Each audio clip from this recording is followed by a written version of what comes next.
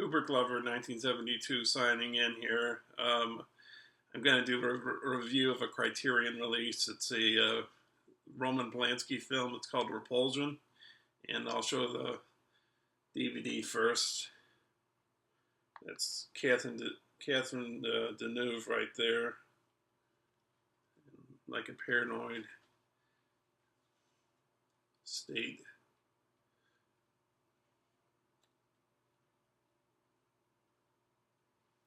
And then I'll show you the inside. There's the DVD. And this is some of the art on the actual jacket. It's sort of like an illustration of her psychological state. That's like a crack in the sidewalk. And then it comes with this nice booklet.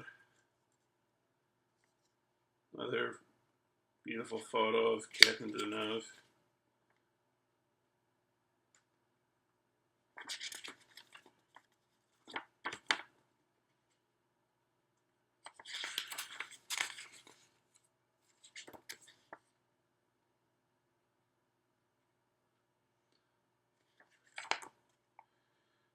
As far as the stars go, probably the most well-known are the ones I would say that everybody's like aware of are, of course, Catherine Deneuve and Yvonne Furneaux, or she's a French actress like Deneuve is.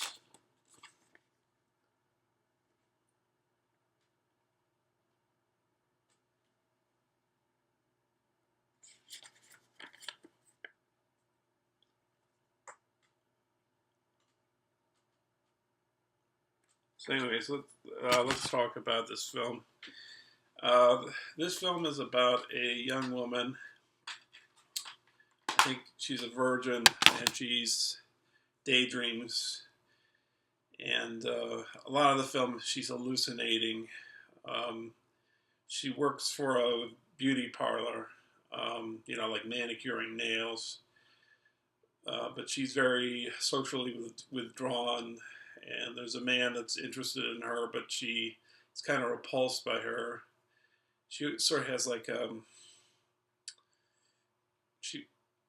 like if she touches, like her sister and her live in an apartment together, and her sister has a boyfriend, a British boyfriend that's set in London, and she kind of finds it. According to Polanski, he's attractive to her, but like he throws an undershirt on the floor, and she is kind of repulsed by it, and she puts it in, I guess it's a laundry basket or something. But anyways, so large majority of the film takes place in the apartment, and it really is cool because they do things like the wall actually cracks, and she looks in a mirror and there's somebody behind her, but there's no like rational explanation as to who that person could be. And then there's scenes where she's being raped, but she's hallucinating that too. And there's a scene where she's walking twice in the film. There's these hands that come out of the wall, and how they did that was in the special features. Is there's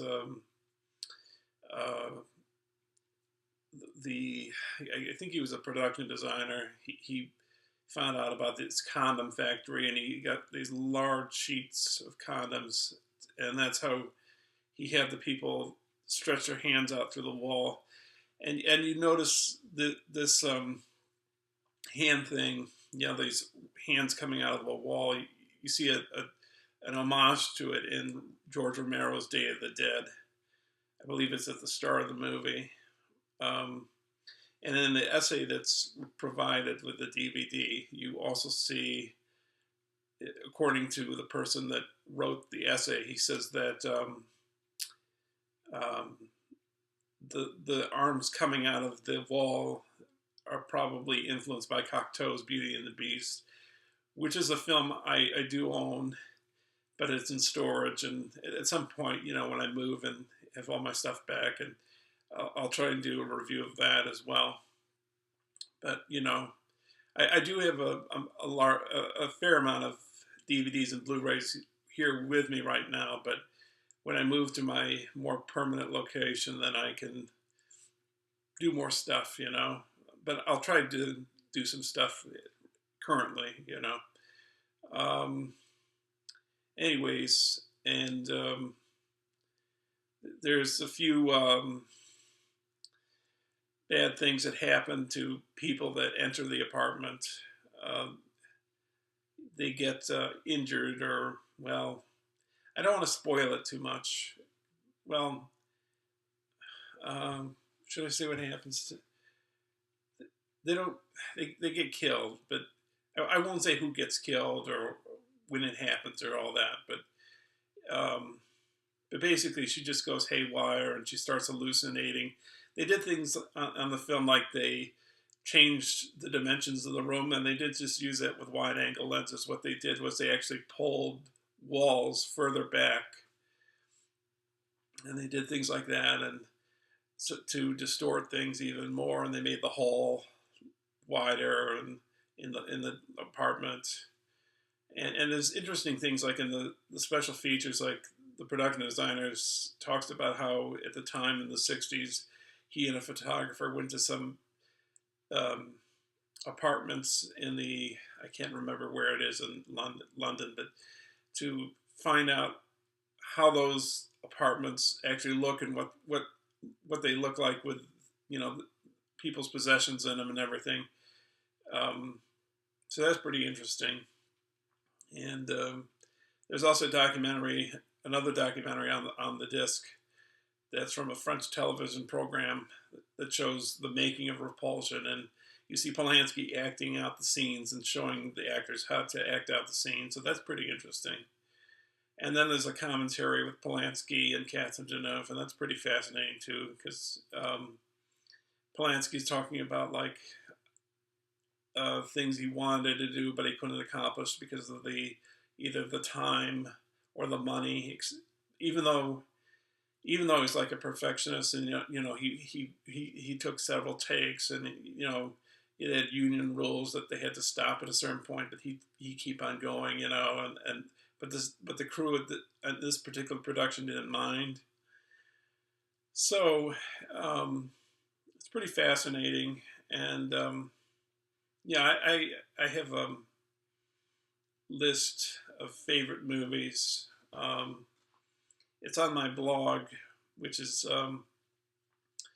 poolsofvisionsblogspot.com. I'll put it at the end of this video, and you can visit my blog. It's my poetry and some of my videos, and there's a profile page, and you'll see all my favorite movies on there. But this was one of my favorite movies, Repulsion. And anyways, I have like 40, 50 favorite top films. Like I have a top 10, but they could be easily replaced by other films. But this is one of my favorites, and I really like it a lot. Another Polanski film I like a lot too is his first feature called Knife in the Water, which is a brilliant movie. I also own that too, but it's in storage, so maybe when I move to the next place and get stuff out of storage, I can review that. So anyways, this is Cooper Glover, 1972, signing off, and this conversation can serve no further purpose. Goodbye. I forgot to, I didn't think this out well enough, but I'm still learning iMovie on my MacBook Pro, so I think if I wanted to put a title down on a black background, I'd have to have music or sound going on at the same time. I got to figure this out. I have a one-on-one training thing for a year, and I got to take one on iMovie and figure out how all this stuff works. So right here, I'm going to put the address from my blog, and you can take a look at it, and you can take a look at the profile, see my favorite movies, see my poetry, and some videos that have that are basically poetry with music and images. So all right, Cooper Glover signing off. This conversation can serve no further purpose. Goodbye.